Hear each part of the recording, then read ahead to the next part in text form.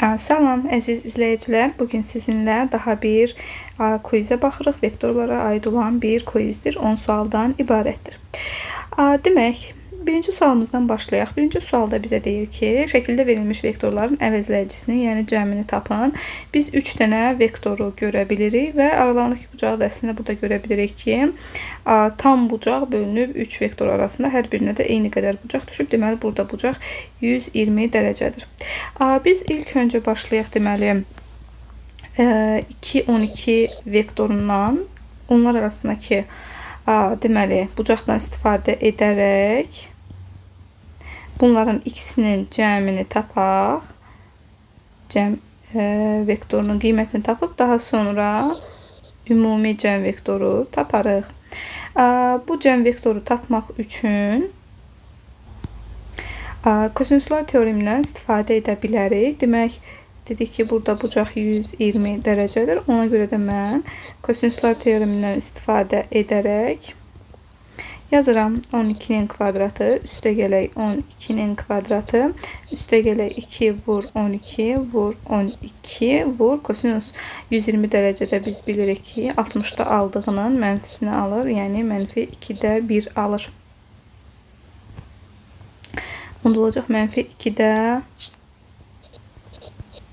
1 bərabərdir. Buradan deməli 2'ləri atsam bu 12'nin kvadratı ilə bu 12'nin kvadratı gedəcək burada mənfiyə görə. Onda kökün altında qalır 12'nin kvadratı elə yəni 12. Ümumiyyətlə biz bilirik ki, əgər iki vektorun qiyməti bərabərdirsə, onlar arasındakı bucaq 120 dərəcədirsə, demək onların əvəzləyicisi elə onların öz qiymətinə bərabər olacaqdır. Deməli, sağa doğru yönəlmiş bu vektorun qiyməti, yəni iki vektorun cəminin qiymətini biz tapdıq ki 12'dir. Bir də bizdə 8 də var sola doğru. Deməli, iki vektor var burada. Sola doğru yönəlmiş 8 qiymətində olan və sağa doğru yönəlmiş 12 qiymətində olan bir vektor. Əlbəttə ki, əks istiqamətə yönəldiyi üçün bunlar çıxılacaq və demək qiymətimiz qalacaq 4. Sağa doğru yönələn bir vektor olacaq və qiyməti də olacaq 4. Deməli, birincidə cavabımız olacaq qiyməti 4'ə bərabərdir. İkinci sualımıza baxaq. İkinci sualda ABC vektorları verilmişdir. Bizdən şərtdə qeyd eləməmişik. Yəni yekun alınan bir vektor istəyir. Yəni yekun əvəzləyici vektor istəyir bizdən. Deməli, mən ilk öncə nə edirəm? Bura y və x oxlarını yerləşdirirəm.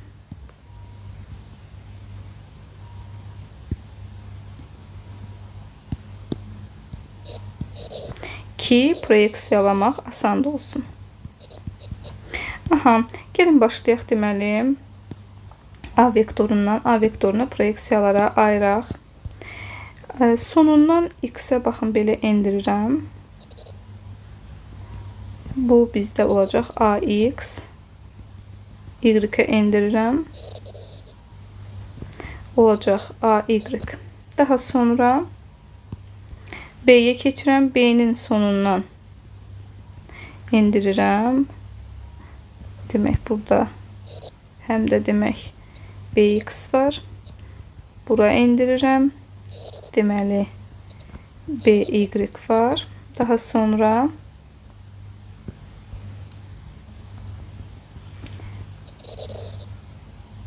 tapıram cx-i. Daha sonra tapıram cy. İndi hər bir vektorun deməli proyeksiyalarını qeyd edək.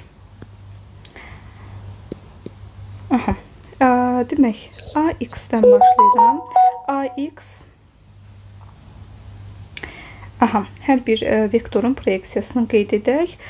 Ax bilirik ki, a kosinus 53 dərəcə olacaqdır. Onda bərabərdir. 15'i vuracağım. Kosinus 53'ün qiyməti 0,6'dır. Olacaq 9. Daha sonra ay-ı tapmaq istəyirəmsə a-nı vuracağım. Sinus 53'ə. Bu 15'i vuracağım 0,8'ə. Sinus deməli 53'də 0,8'dir. Bu olacaq 12. Daha sonra bx-i tapıram.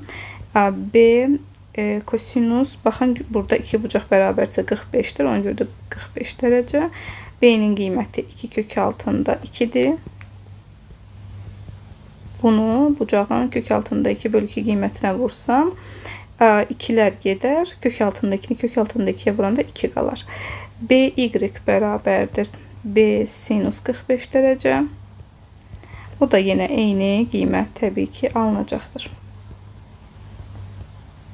Daha sonra CX-i tapaq belə deyək. CX demək 10 vurulsun kosinus, əvvəlcə belə yazaq. C vurulsun kosinus 37 dərəcə.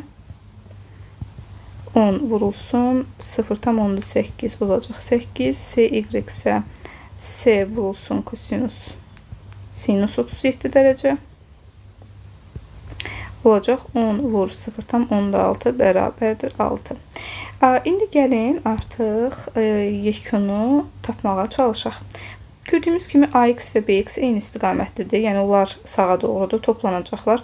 AX-in qiyməti məlum, BX-in də qiyməti məlum. Deməli sağa doğru toplanan ümumi vektorlar, daha doğrusu proyeksiyaların cəmi 11 olacaqdır.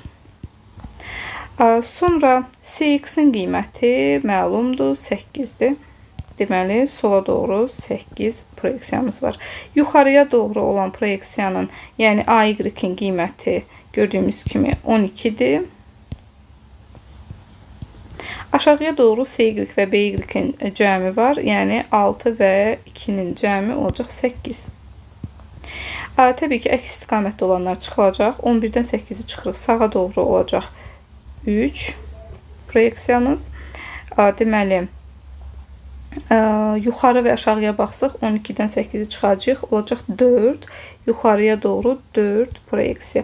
Yenə də bunların ikisini biz cəmləsək, təbii ki alacağıq 5. Bilirik ki, Pifaqor ədədlərdir. Demək, yekun vektor, cəm vektorun qiyməti 5 olacaqdır. Biz ayrı-ayrı proyeksiyaları tapdıq 3 və 4. Təbii ki, bunu toplasaq, vektorial qaydada təbii ki, bizə verəcək 5. Demək, cavabımız olacaq 5. Daha sonra 3-cü sualımıza baxaq. Bərabər bölgülü müstəvidə KLM vektorları verilir. Proyeksiya edərək əvəzləyici vektorun qiymətini tapın. Yenə də biz bura yerləşdiririk. Demək, Y və X oxlarını ki, proyeksiya asan olsun.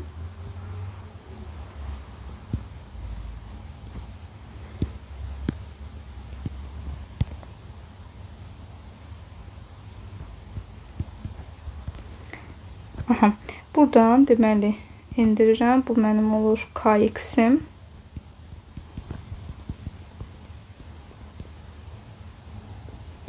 Bu olur KY. Daha sonra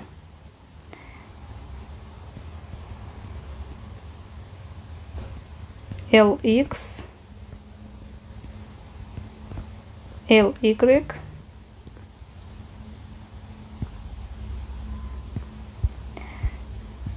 daha sonra burada həm də MX, burada həm də MY var. Deməli, yenə də sağ, sol və aşağı yuxarıya baxaq. Sağa doğru KX və MX var. Hər ikisi 2 bölgüdür. Deməli, sağa doğru 4 var. Sola doğru LX 2 bölgüdür. Aşağıya doğru LY və MY 2 bölgüdür. Yuxarıya doğru KY də 2 bölgüdür. Əlbəttə ki, bunlar getdilər, bir-birlərini aparırlar, gedirlər və yerdə qalır. Deməli,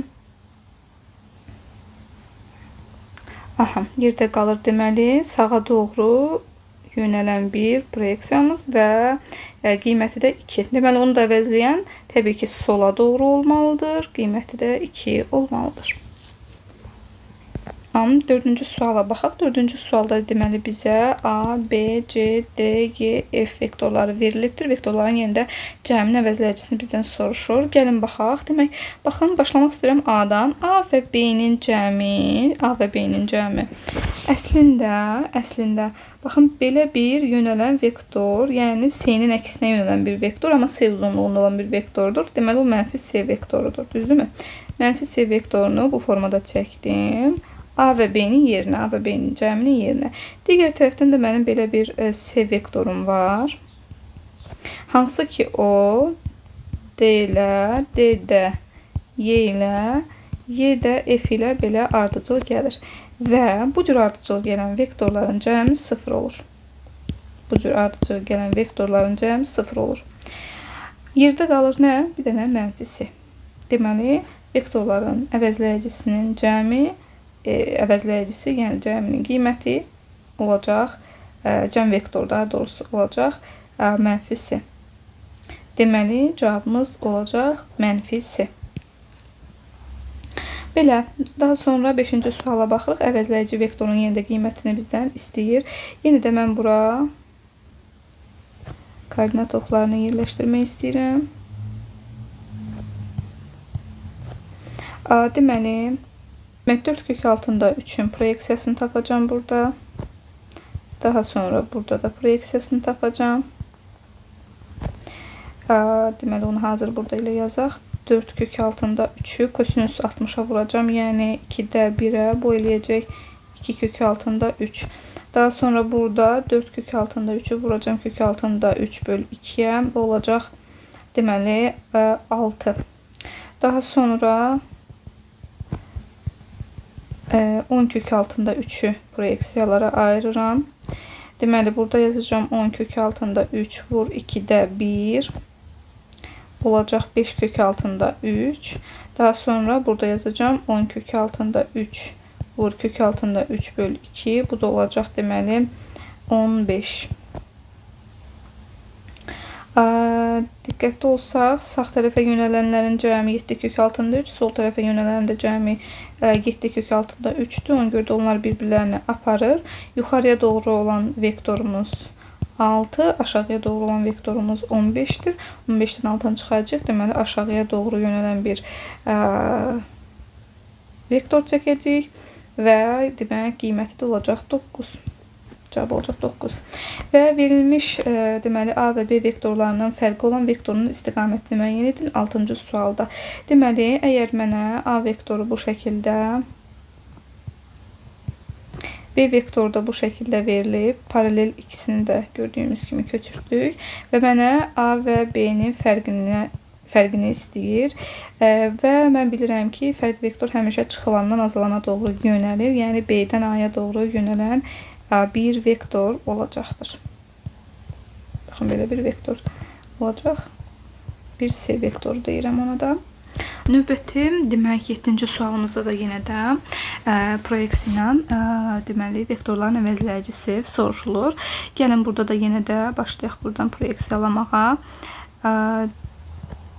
Və eyni şəkildə buranı da proyeksiyaladıq. Bura olacaq deməli 5 vurulsun kosinüs 53, yəni kosinüs 53'də də 0,6 alacaq, olacaq 3. Digər tərəf olacaq 5 vurulsun sinus 53, yəni 0,8 olacaq 4. Digər tərəfdən yenə də bunu da proyeksiya ayırırıq.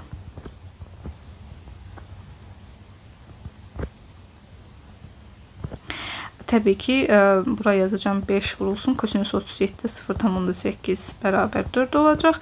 Bura isə 5'i 0,6'ya vuracağım, olacaq 3. Aşağıya doğru da təbii ki 6 var. Deməli, sağa doğru 3, sola doğru 4. Bu fərq çıxılacaq. Sola doğru 1. Daha sonra yuxarıya doğru 3 və 4 var, 7 və aşağıya doğru da 6 var, 1. Deməli, yuxarıya doğru 1 vektor çəkirəm və bunların əvəzləyicisi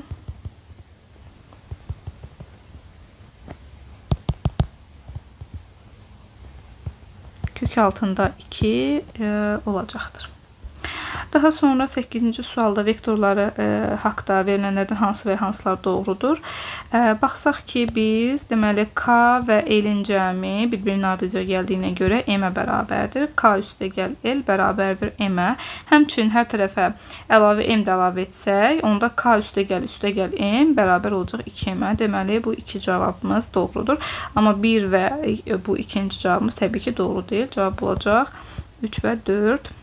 Daha sonra 9-cu sualda bizə sual verir ki, bir-birinə perpendikulyar yönəlmiş iki eyni uzunluqda vektordur. Təbii ki, A deyək hər birinə tutaq və Aha. Cəmin ədədi qiymətini bizdən veribdi bizə ki 10'dur. Bizə verilib bu vektorların özünün uzunluğu soruşur. Biz bilirik ki hər tərəfi bərabər deməli bu da C vektoru olsun. C vektorunun qiyməti 10'dur. Biz bilirik ki C vektorunun qiyməti olan 10 Pifaqor teoremi ilə tapılanda A kök altında 2'yə təbii ki bərabərdir. Onda buradan A bərabər olacaq 10 bölünsün kök altında 2, yəni 5 kök altında 2 olacaqdır. Cavabımız olacaq 5 kök altında 2. Daha sonra 10-cu sualımıza baxsaq, alınmış cəm vektoru tarazlaşdıran vektorun istiqaməti soruşulur bizdən. İstiqamətini tapın deyə soruşulur. Yenə də burada proyeksiyalıyaq. Deməli, ilk olaraq buradan başlayaq. Bu formada, daha sonra bu, daha sonra həmçinin bu var burada və bu var. Yine de baxırıq ki, demək yuxarıya doğru 2 bölgümüz var, aşağıya doğru 1 bölgümüz var. Yuxarıya doğru 1 bölgü yadda saxladıq. Sağa doğru bir mavi bir qırmızı çəkdiyimiz 2 bölgümüz var və sola doğru 1 bölgümüz var. Bunda çıxdıqda sağa doğru bir bölgümüz qaldı. Yenə də bunların əvəzləyicisi bunlar üzərində qurulmuş bu cür deməli diaqonaldır və onun da qiyməti kök altında 2'dir və onu tarazlaşdıran və kök altında 2 qiymətində bu istiqamətdə olan bir vektor çəkə bilərik. Belə vektorlara aid olan quiz işlədik sizinlə. Ümidvaram ki faydalı olar. İzlədiyiniz üçün təşəkkür edirəm.